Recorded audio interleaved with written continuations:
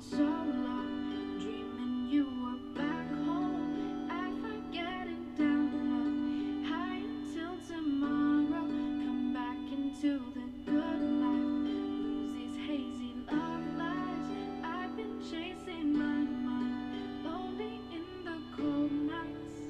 'Cause I'm kicking up stones without you, can't pick up the phone without you. I'm a little bit lost without you, without you. I'm digging down holes without you, can't be on my own without you. I'm a little bit lost without you, without you. Step out into the dark, where were you when I was trying to lift up, carry the love? Do you know? I've been closing my eyes, love me slow, hallucinating, swinging me all of your light. Do you know? Since I've been walking so long, dreaming you were back home. I forget it down low, high till tomorrow.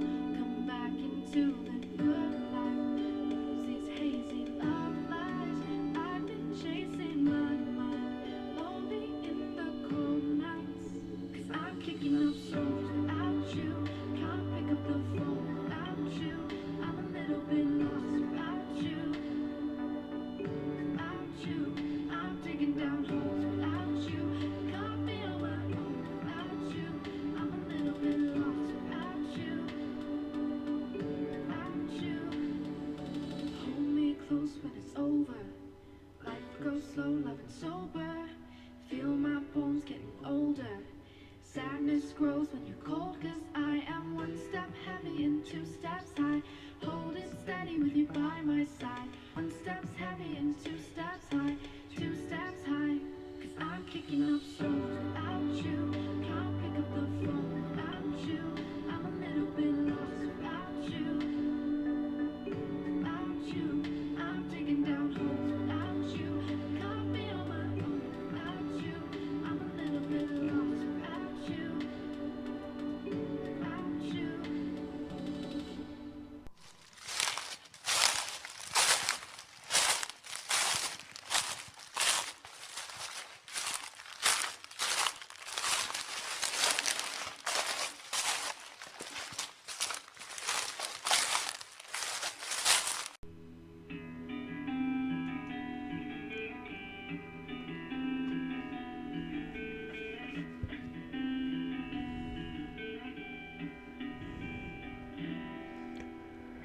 When there is an ending, there was a beginning. Every victim has a picture to paint.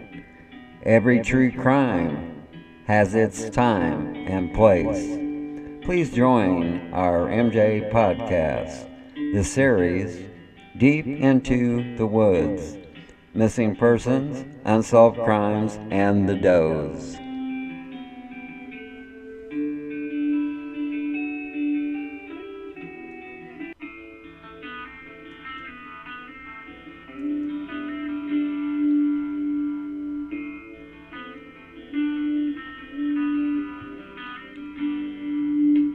Welcome, folks, to our MJ podcast, this series, Deep into the Woods, Missing Persons, Unsolved Crimes, and the Does.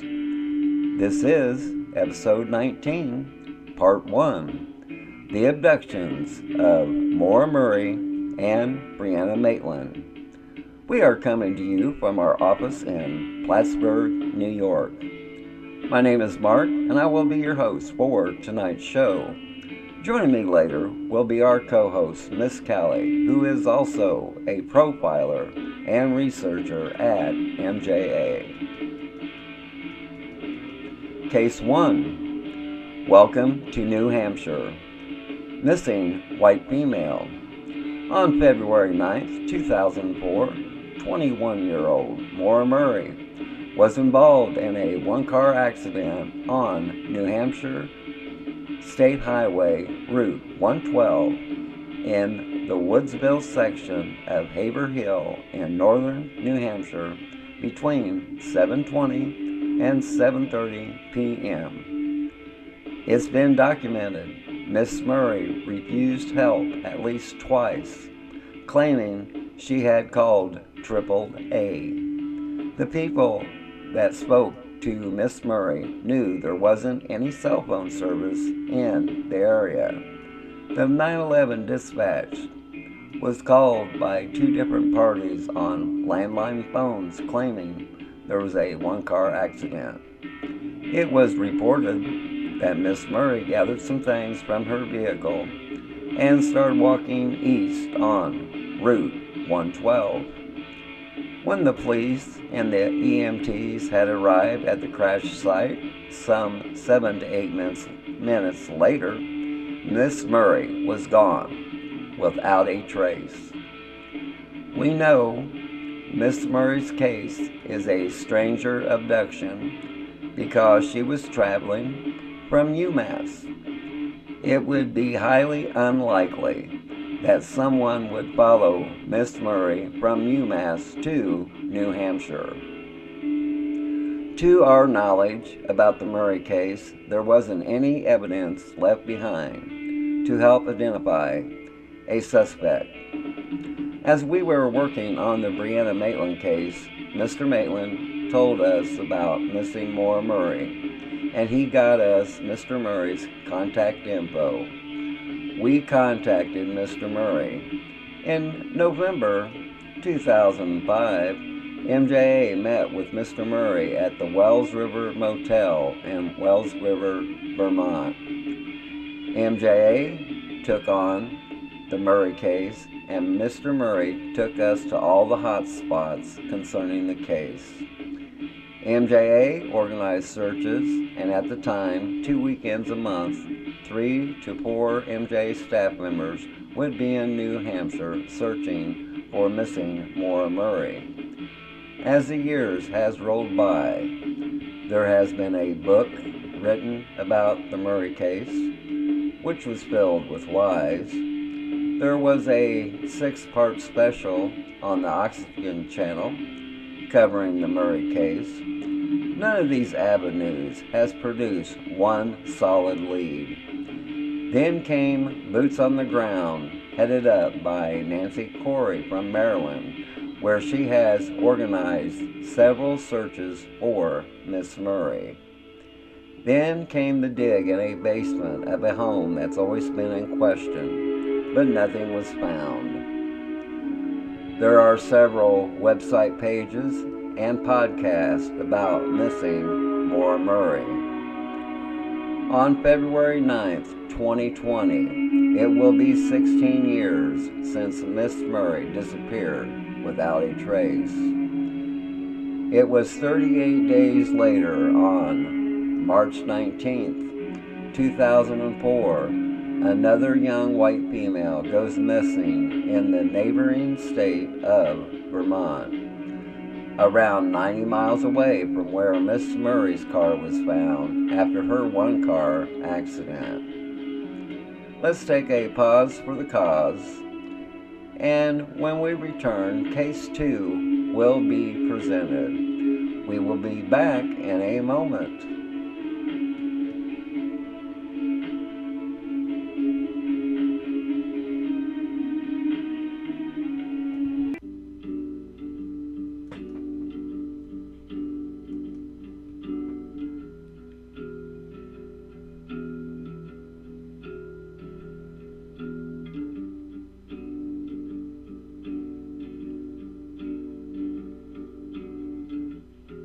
MJA would like to give a special shout out to Shiloh's Restaurant, located at 202 Central Street in Woodsville, New Hampshire.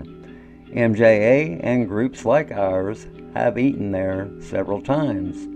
The food is excellent and they serve alcohol. The service is Class A and the prices are fair. It has a great atmosphere and it's kid friendly. Once again, that's Shiloh's Restaurant, located in Woodsville, New Hampshire. Please check it out.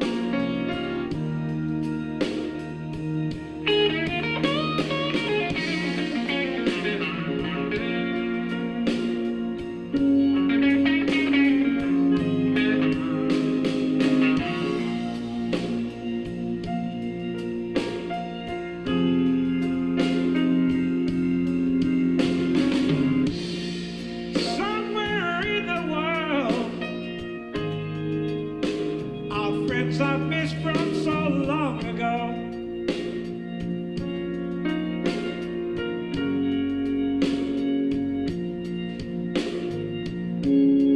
Could be drifted by the wayside, or even dead, I just don't know.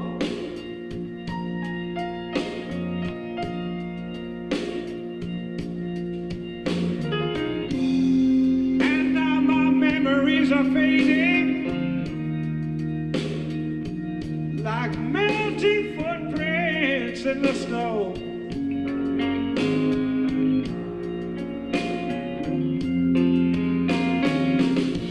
Sometimes a dream will haunt me,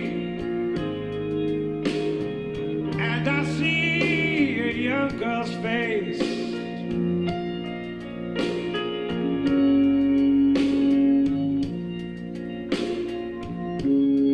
Was she once for real? And did she really share my space?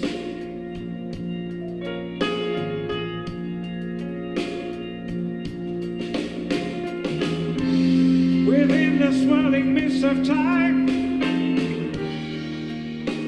it's hard to keep track of year and place.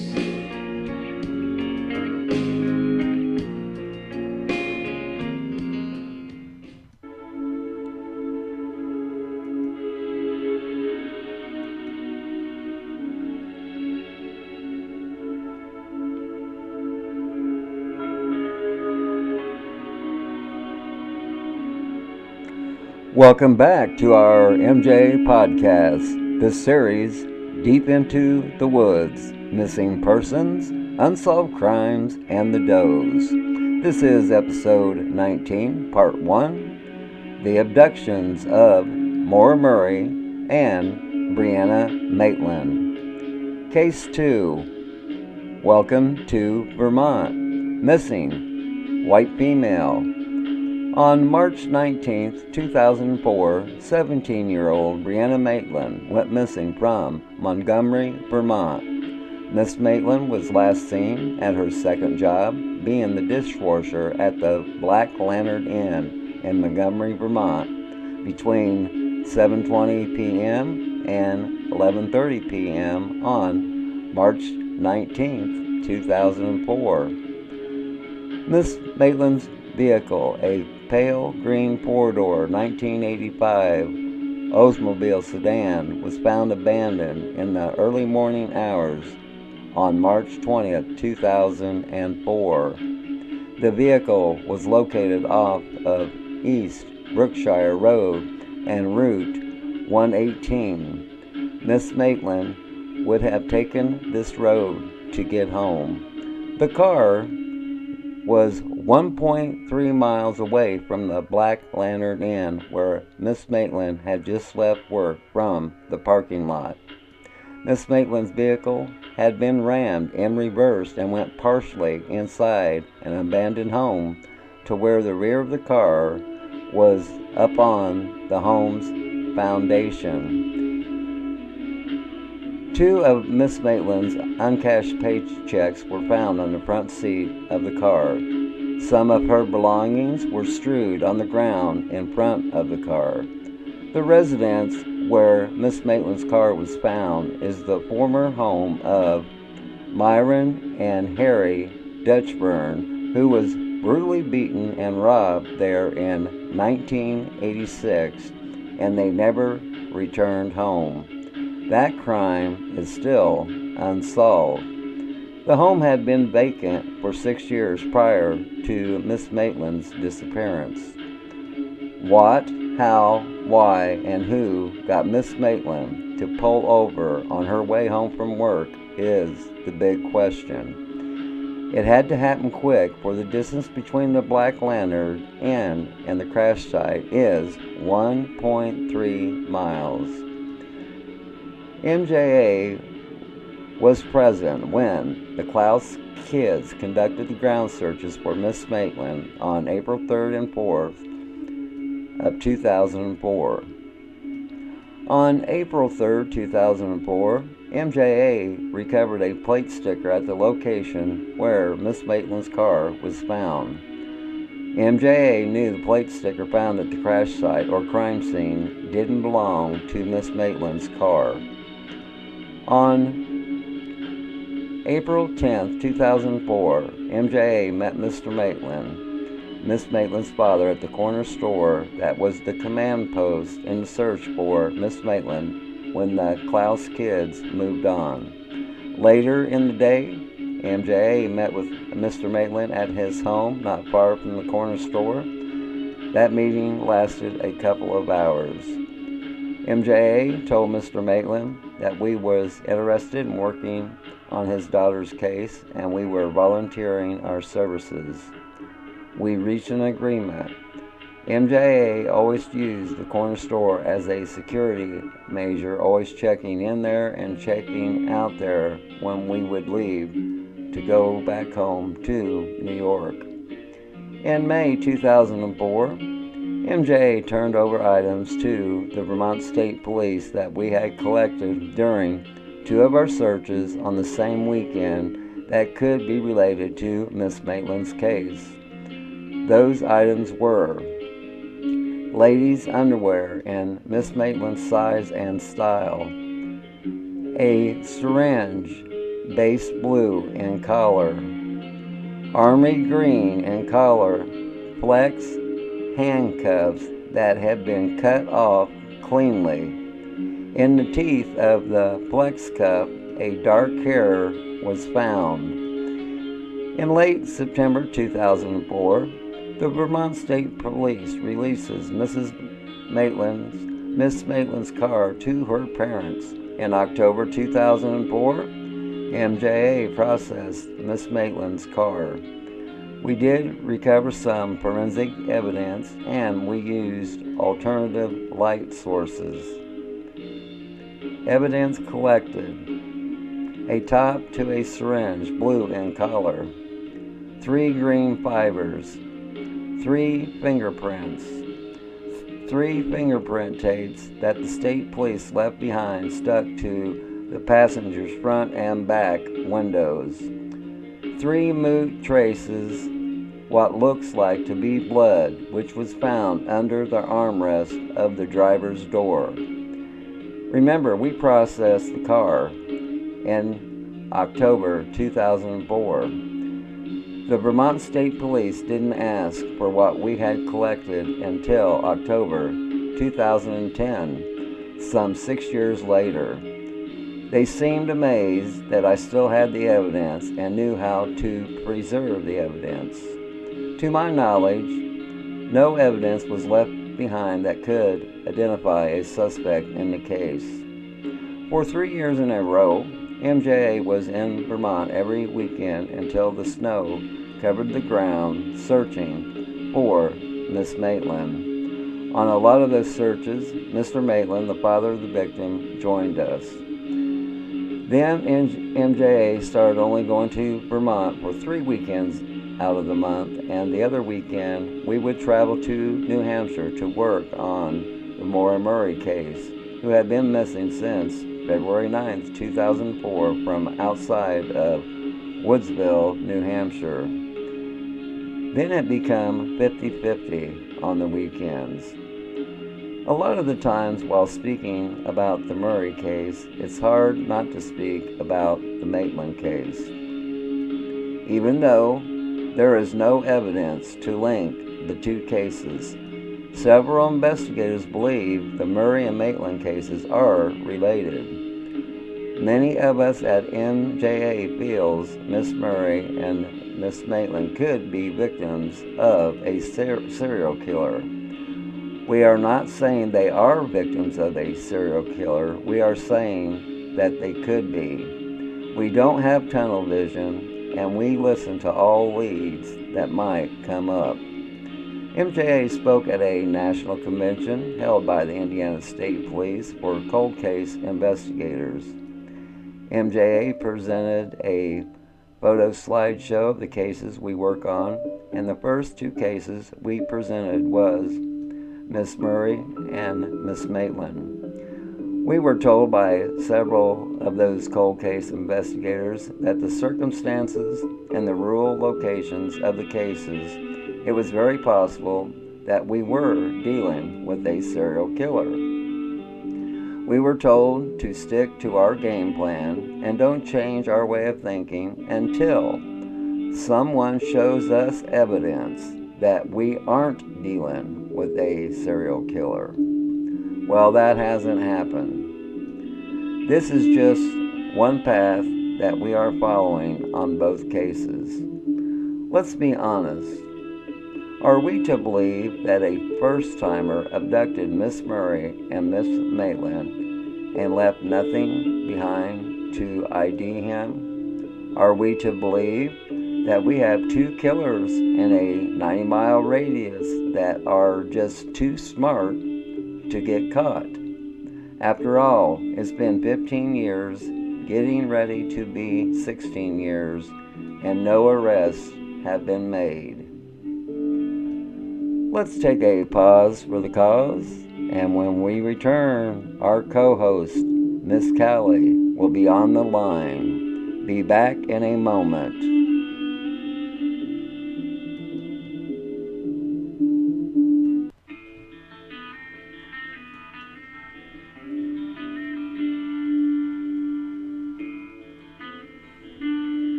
MJA would like to give a special shout out to the Happy Hour Restaurant at 42 Main Street in Wells River, Vermont. MJA and other groups like ours have eaten there several times. They also serve alcohol. The place is kid-friendly. The food is excellent and the service is Class A. The prices are very fair. Once again, that's the Happy Hour Restaurant in Wells River, Vermont. Check it out.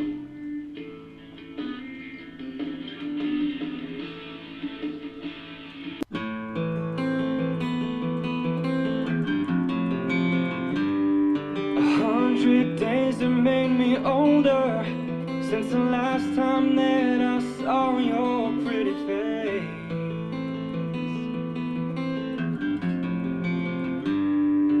1,000 lies have made me colder, and I don't think I can look at this the same.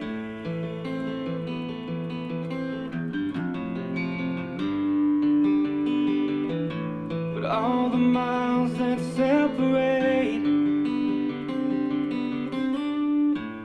disappear now when I'm dreaming of your face.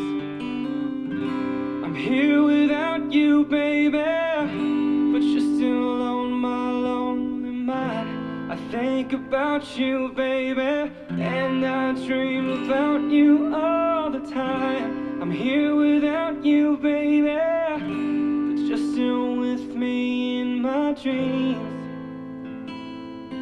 And tonight, it's only you and me.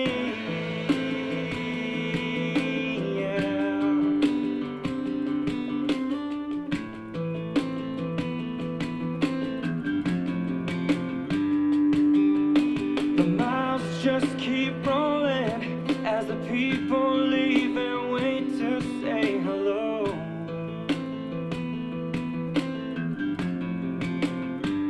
I've heard this life is overrated, but I hope that it gets better as we go. Oh yeah, yeah.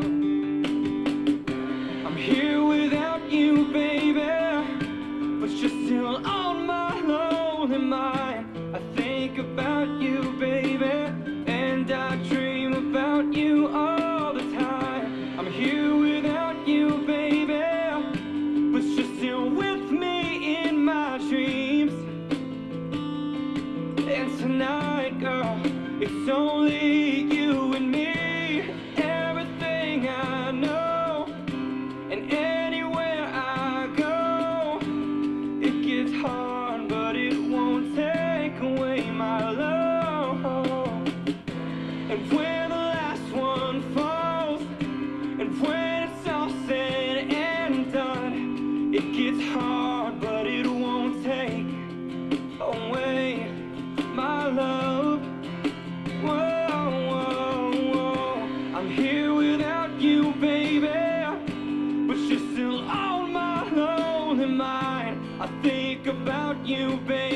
and I dream about you all the time. I'm here without you, baby, but you're still with me in my dreams.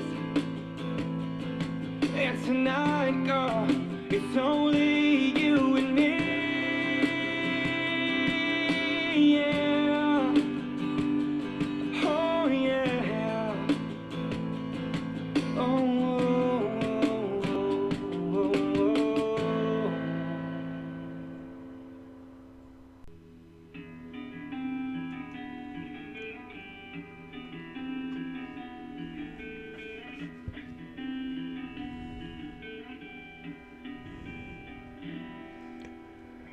When there is an ending, there was a beginning. Every victim has a picture to paint.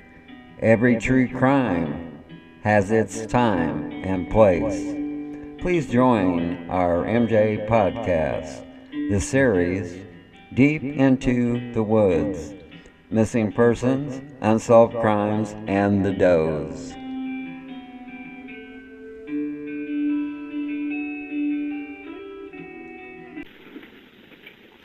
Welcome back to our MJ podcast, the series Deep into the Woods, Missing Persons, Unsolved Crimes, and the Does. This is episode 19, part 1, The Abductions of Maura Murray and Brianna Maitland. Joining me on the line is Miss Cali, who is the co-host of the show, and she is also a profiler and researcher at MJA. How's everything going tonight, Miss Cali? Oh, really great, Mark. You? I'm just fine. And Good. From what you have read, why haven't these cases been solved? I think people are afraid of putting it out there and not having it go through for the lack of evidence or being able to nail it to the wall. That's what I see. And how much knowledge do you have of these two cases? Well, since about 2011 and more concentrated since about 2013 for sure. Okay. And when you read about cases like these, what is your first thoughts? Okay, well, these two particular cases, the first thought that comes to me is the person who did this knows what they're doing. They've done this before, and it's either sex trafficking or it's like a shopping list from that, or it is someone who is collecting trophies. And I hate to say that. That doesn't sound good, but that's what I perceive from it. Okay, we know Miss Murray was driving from UMass. So do you think her abduction was planned?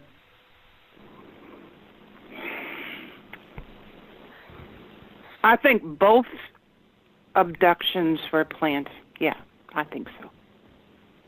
And by planned, do you mean that the perpetrator might have ran into them before and seen their movements, learned their habits, or... Yep. Yeah, they know what... That's what I think. Well, go ahead. Well, see, that's what struck me odd about the whole thing is, okay, Miss Murray was an expert hiker. She owned all the track records in the state of Massachusetts in high school, and she was a West Point cadet. And Miss Maitland, she was trained in all the martial arts. So it always puzzled me how a perpetrator would even be able to get a hold of these girls. Yeah, they got them. Yeah, obviously you don't just... well, I had a couple of people in mind that it wasn't planned, but when it comes to the planning of it, you'd almost have to plan that. I mean, you're not looking at two ordinary people. Yeah, see, who that's are putting their groceries in their car, for example. Who, right. even if Miss Murray or Miss Maitland were putting their groceries in their car, they certainly wouldn't react like the normal person. They would be armed. And see, that's what I'm saying. Okay, if you take these two cases, they're less than 100 miles apart. Mm-hmm. And what is the odds? And they were 38 days apart from abductions. Okay, so what is the odds of two people operating within a 100-mile radius and would happen to pick out a girl that had these type of abilities? To me, that just didn't seem possible. I mean, it could be, they could have got lucky, but if you look at both of them as a whole, it just seems like this person has a type, and he knew what type of person the girls were. Yeah, that brings me back to the shopping list.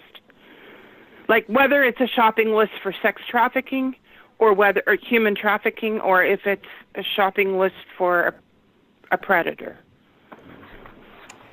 a serial killer. And do you think the police made a mistake only approaching Miss Murray's crash site from one direction? I'll never understand that. Like, the state patrol officer, his territory was in the other direction. I don't understand why he didn't go there. I think I have that right. What I see, though, is like, you don't understand these things, but oftentimes it's not knowing all the right answers. It's knowing what questions to get the right answers. And I don't know if we've hit them all yet, those questions. Well, yeah, that's what I'm saying. There's so much up in the air. And the most puzzling part, after all these years, there's been nothing legitimately found that directs us towards Miss Murray or Miss Maitland in the case. There's always been things, oh, well, it could have been theirs, or this, that, and the other. There has not been no confirmed sightings of any evidence found on any searches that is directed and linked to these two missing women. No, and there would be something if they were anything else besides abducted by a very a person who knows what they're doing. This isn't haphazard. Okay. And how do you think the abduction of Miss Murray played out when she holds the track records in Massachusetts and was a West Point cadet and an expert mountain hiker? So how do you think this person actually physically got a hold of her? Well, if she was in the car, if that was her driving it, that's always come back to me. But if it was her and she left her car, and there's reasons why it keeps coming back. But anyway, her cell phone did have a flashlight on it. That type had a flashlight on it. So she'd have been not totally in the dark as previously thought and under normal circumstances. So, and she could run quite a ways. But then after she'd get a certain distance away, it's quite possible that's when that person you think that's was able to convince her to get in. Right, that's what I was going to say. She might have let her guard down because she was away from the crash site and away from the alcohol. Yeah. Okay. And do you think Miss Maitland's abduction was planned? The person must have known her routine. and followed her to where or near or waited for her car to go past that road. There is a little off-road there where that took place. Yeah, there's... And they may have deliberately pulled out in front of her and caused her to wind up going off the road and then near that old farmhouse. I think then she possibly would have stopped, gotten out to assess any damage to her vehicle and gotten back in her car. And I think that might have been when they, and I'm going to say they because I really don't know if this is one person, but that they would have been able to, she'd be vulnerable then. Right. She may not have been harmed by the accident, but by going off the road, but she would have been vulnerable because she would have had to get out to have a look to see if everything was okay. And then I think that's when she was overtaken. Okay, so that's another thing. On the way out of Montgomery, okay, there's a road called West Hill Road. It goes in a horseshoe shape. You get up on top of the mountain, and it brings you back down the mountain. Okay, before you get to the old farmhouse where the vehicle was found, there's a pull-off where the bridge is. So you can pull off there, and then across from the farmhouse, there was a driveway to a house that sits way up on a hill. And so, yeah, there's 4 access points where somebody, yes, could have been in waiting. Now, here's the kicker.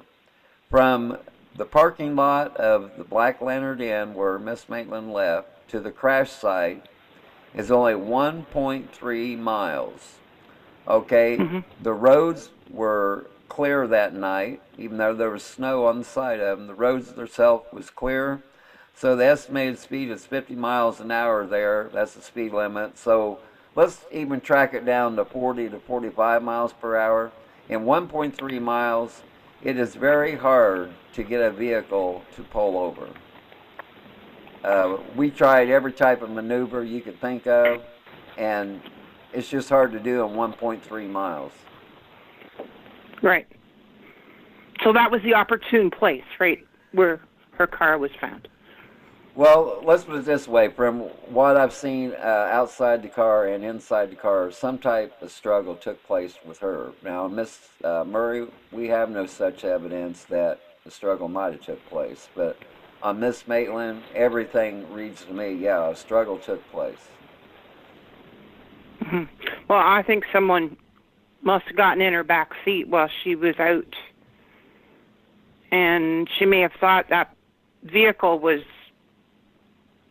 who knows, at that point in time, it would have been all pretty much up in the air.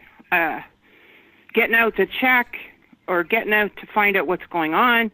And then I think she got back in, and that's when they either put a rope or a wire around her neck and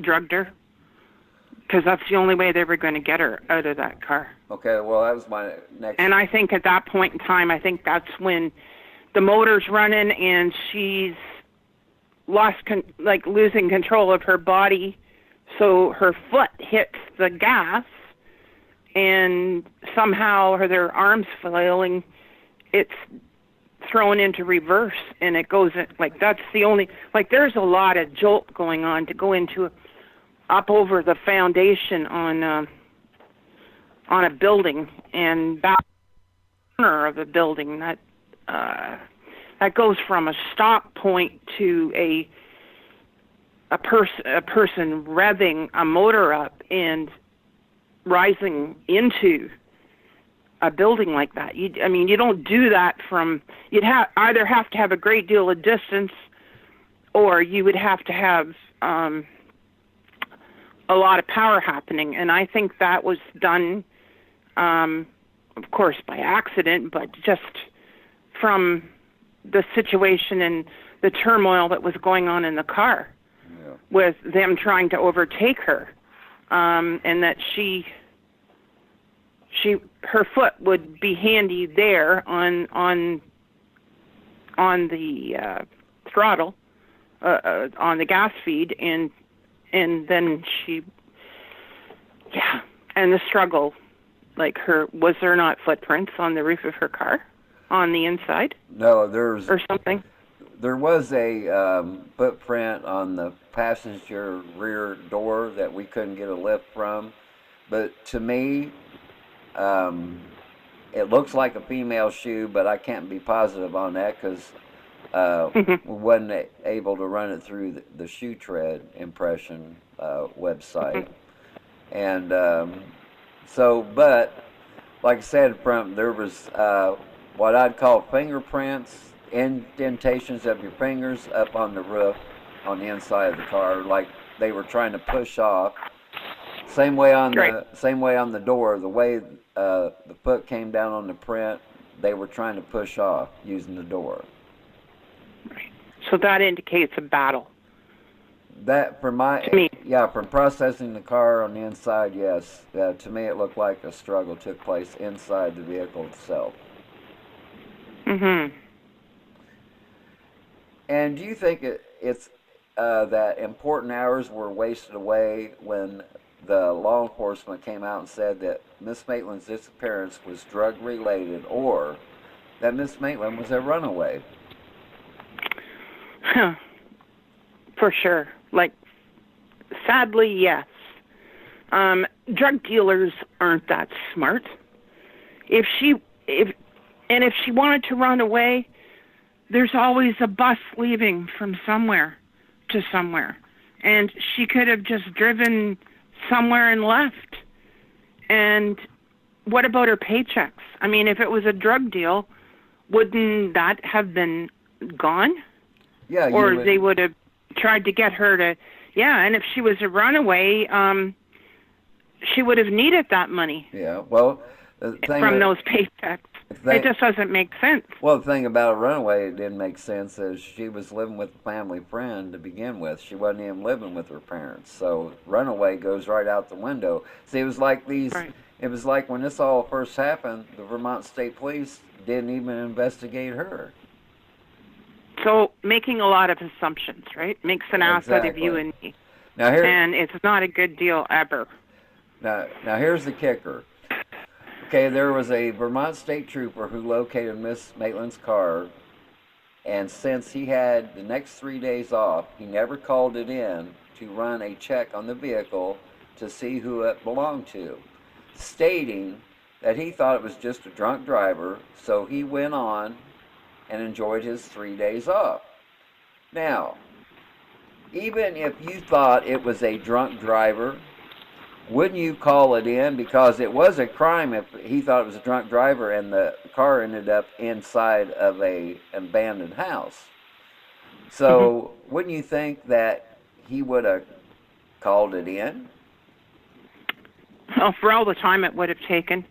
He could have called it in. He could have done the paperwork up in about 15 minutes. You know, it's quite sad that he did that. Or didn't do that, I should say. You know, he could have even just called it in and had relayed it to someone else to investigate. There you go. And found out that... I don't get that. I just don't understand it at all. Yeah, well, if he would have done that, he would have found out the actual registered owner was Mrs. Maitland, and they would have contacted her and said, hey, your vehicle's at such and such, what happened, you know? Mm-hmm. And see, here's another kicker on that. See, that happened on a Friday. Okay, on a Tuesday, the trooper was at the station when Mr. and Mrs. Maitland arrived to report their daughter missing. That's when the trooper showed the Maitlands a photo of the vehicle that had been rammed into the house in reverse. The Maitlands confirmed that it was the car Miss Maitland was driving. Do you think that trooper should have gotten suspended without pay? Well, to make an example out of him for future reference, I guess that might help. someone else not to make the same mistakes. But it's so hard to do that when possibly they're short of officers. I don't know. I don't want to make excuses for anybody. But he wasn't doing his job, and he wasn't doing it properly. And so now we've got consequences, of that. It's actually very tragic. And do you think valuable time was lost when the trooper didn't check who the vehicle belonged to? Oh, yes. A very big waste of valuable time because coulda, shoulda, woulda, right? Yeah. It's an awful thing, and it's not helping what happened now. It's not helping now about what happened then, but it should serve as a firm set of guidelines for any future incidents or any other situations that come up. Like, we're supposed to be able to learn from our mistakes. Yes. And I can only hope that has served some purpose.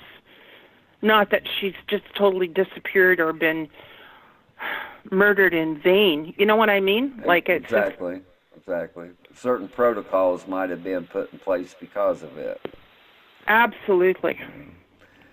And a lot has been said that Miss Murray left on her own free will to start a new life. There have been several reports that she was alive, living in Canada. From what you have read and listened to on different podcasts, do you think Miss Murray was the type of person to walk away and start a new life? No, not from the get-go, but everybody has a breaking point. Although, from everything I've read and everything I've been able to absorb about Miss Murray, is that she was made out of a different fabric. She was made out of steel, actually, in many ways. Sure, she would have had her weak points too, but she had coping mechanisms that she'd already had in place over her entire life, that she knew how to handle stress, and she would have maybe escaped, but it would have been most likely only for a short period of time from her past and what her friends have said, her longtime friends, and her past behavior just indicates a different, like a clearer picture, indicates that no, she wouldn't have gone into a new life, not willingly. Let's put it that way. And so after, February 9th of 2020 will be 16 years. So after all this time, do you believe foul play is involved? Oh, yes. You're dealing, with Maura and with Brianna. You're dealing with two very strong-minded, strong individuals who are very determined and physically capable, and they didn't go missing of their own accord. And during the years of Miss Murray's disappearance, there have been several people of interest in the case. Is there one person that sticks out to you as a strong suspect? Well, unfortunately, I have three. But I'll go with this, okay? I'll go with this. I'll go with the three and let people pick those apart. But anyway, firstly, the person who inserted themselves, adding some pretty bizarre items into along with an eyewitness account. That person, of course, I think was more just to get attention. Secondly, you got the person or persons involved who had great knowledge of legal and law enforcement. In this second persons, I have to say,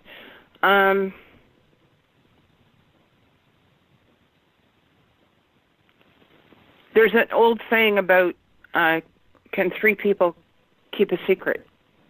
And that is as long as two of them are dead. Yeah.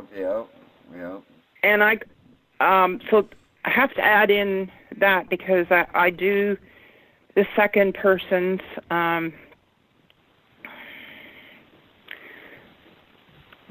Two of those persons in my mind are already dead, and the one was watched by the one that's still living. Watched him being murdered. So I'm going to leave that one and go to third.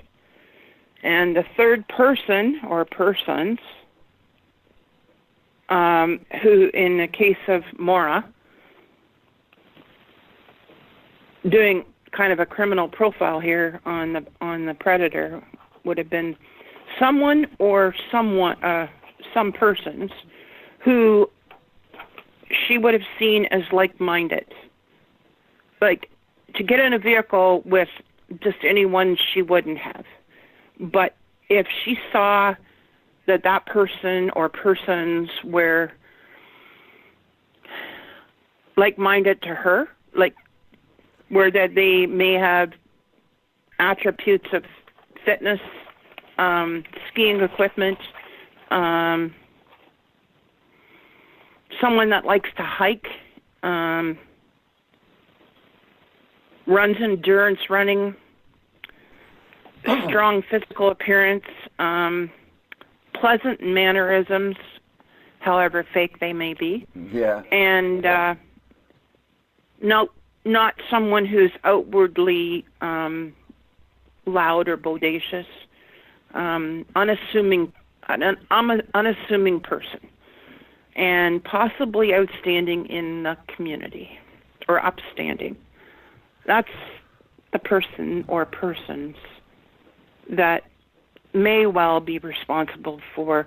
I mean, there are serial killers that fit right in to communities, who have families, who are outgoing. So no matter, and I can see her getting in with someone like.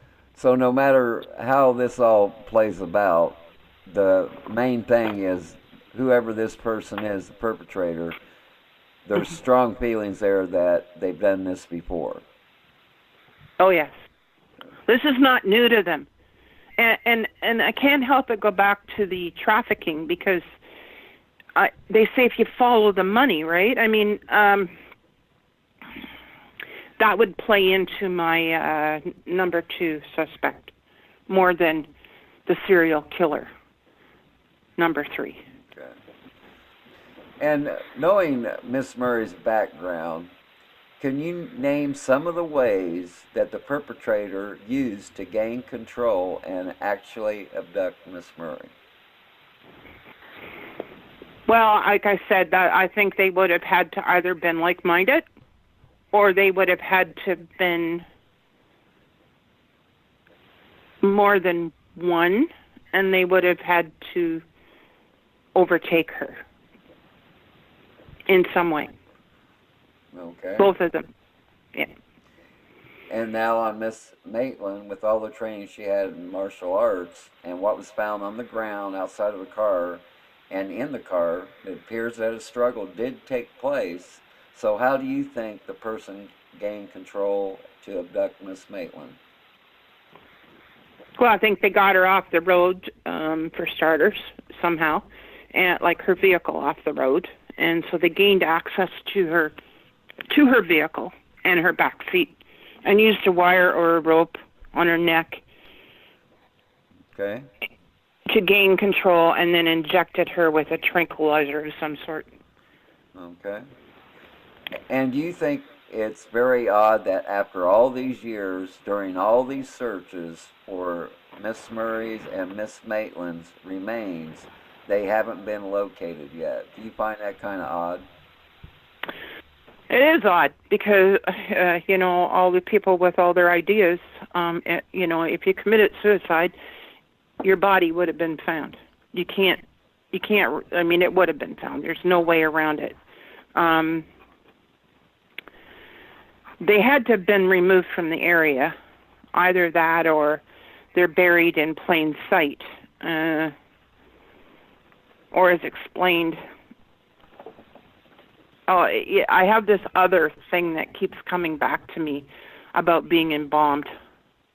And I know that I'm thinking outside the box here, but my number one suspect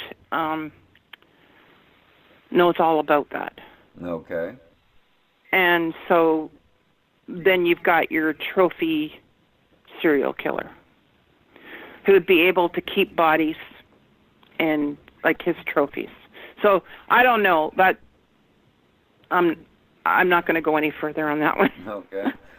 Finding nothing can sometimes spell out that the victim could be buried, meaning you might have to use other resources and use more geoprofiling. Sometimes it spells out that the victim was taken several miles away from the crime scene, and sometimes it spells out the victim is on private property. What would be your best guess? Could they be buried, but keep in mind when they disappeared the ground was frozen? Or could they have been taken miles away from the crime scene? Or do you think they might be on private property? Well, that time of year the ground would have been frozen, but how deep is the frost line in February? I'll just put out these questions. It's 38 inches, the frost line. Okay, but did they get a February thaw? Well, that depends on this. When she come up messing with snow being on each side of the road, I would think it was still frozen solid. And was there a larger than usual rainfall that year prior, like that fall of 2003? Like that would also make a difference in how far down, and the frost line would go. And was there a possible use of heavy equipment in both cases? Like, were they buried? Now, I don't know if I should mention that about what you found buried. Oh, no. Okay. Well, anyway, so like, could heavy equipment take care of that? Or like, okay, I used to work in construction, so I kind of know, like, you have piles of crushed gravel that would be in mounds or sand or whatever, and they don't freeze so much. Like, there might be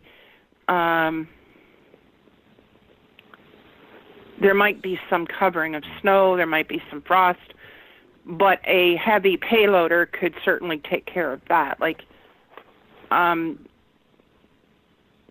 they may have just taken care of the bodies for the interim period and then buried them later. Well, see, another way is we already calculated all this. With the body being even in a fetal position, with the frost line being 38 inches deep, it would take 10 gallons of gasoline to soften the soil to dig a hole. Wow. And so... a lot of gas. Yeah. But if we're looking at the three suspects that MJA has, that's very possible. That is more than possible, because there's actually three of them. So, okay. And do you think these cases will ever get solved?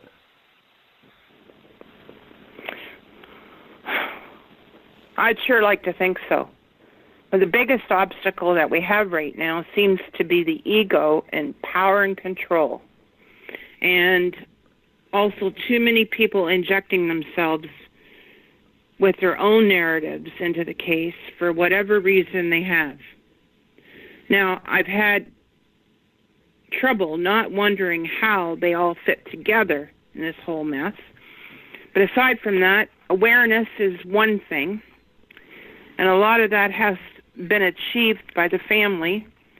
Like Fred Murray and Mr. Maitland have pushed themselves to the limit.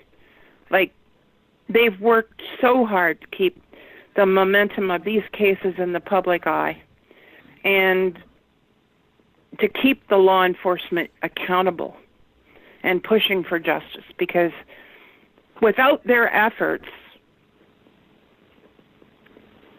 it would just be another cold case, where nobody's looking at it, nobody's doing anything with it.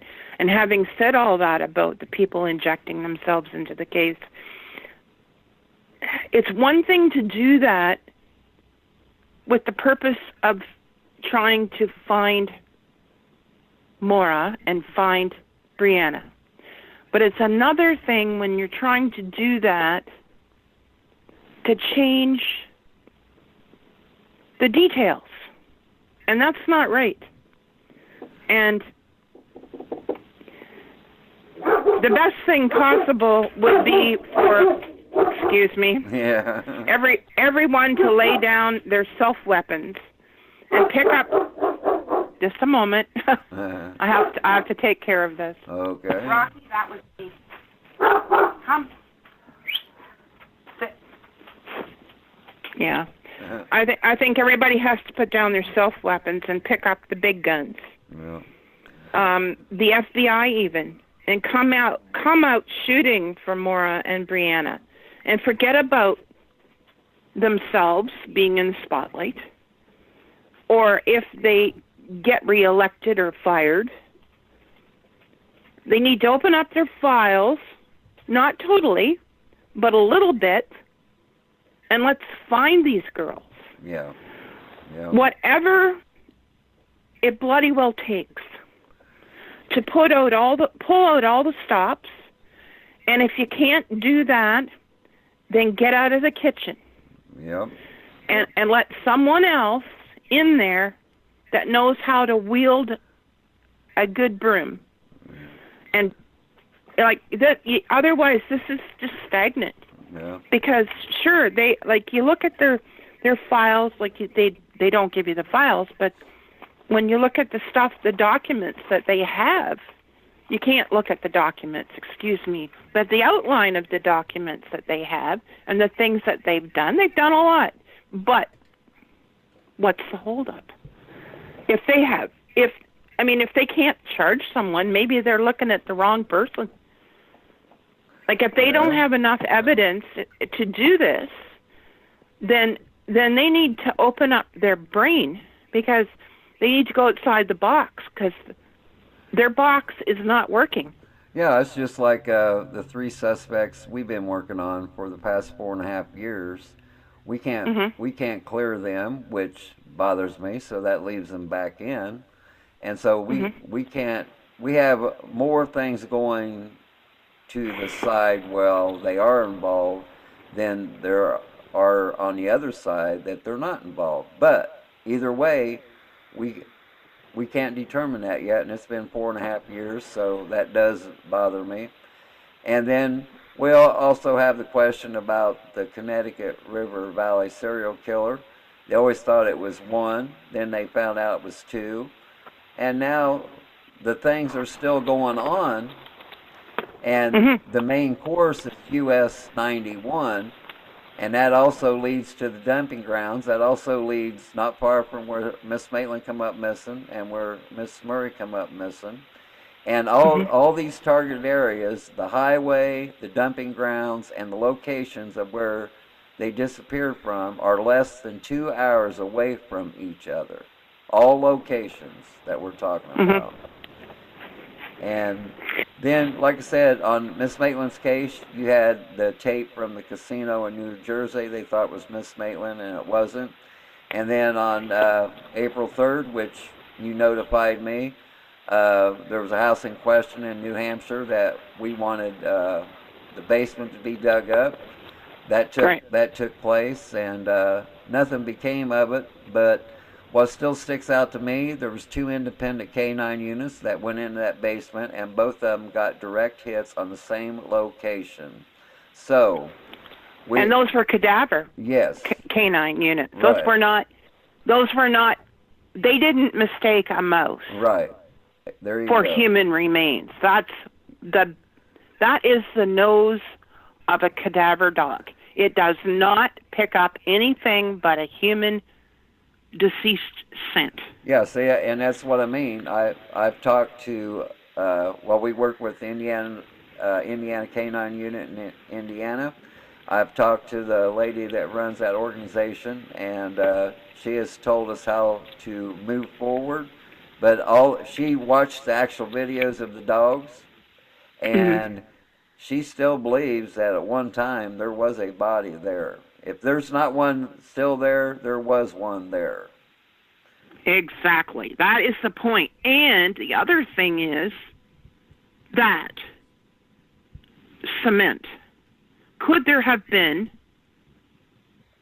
a human remains in the sand that was used to make that cement? Well, see, that's what I mean. There's all kinds of possibilities. Yeah. Well, I mean, they it was the attitude of the Attorney General that really threw me. Like, I don't understand any of that. Well, he needs to step aside, because it's just volatile. It's just not necessary. There's no way. Well, see, what gets me about him is, okay, on all these searches, he'll come out and make a comment, well, was any bones found? And they go, no, and he always says, because you're not going to find any. So it's like he knows that either Miss Murray's not in that location, or he knows that Miss Murray is buried somewhere. I mean, why would you say that you wasn't going to find no bones? I mean, that's just outrageous. Yeah. Like, and his comment when Mr. Murray took the state to court over not receiving the documents from Maura's file. Okay, his 75% comment, or 75% conviction comment in court, what was that all about? Like I said, it's... it's all so flippant. I mean, his position isn't to be flippant. Well, that's what I'm saying. He's got this smug thing that he knows more than anybody else. Yes, they probably do have a lot more information, but the information they have hasn't produced one solid lead. Right. Not one solid lead. Well, and I've seen others that fall into that same category of we're so smart, and we have this, and we have new evidence, and we have this, and we have that, and it doesn't go anywhere. Right. All it is self-glorification. Yes. Like, what is that?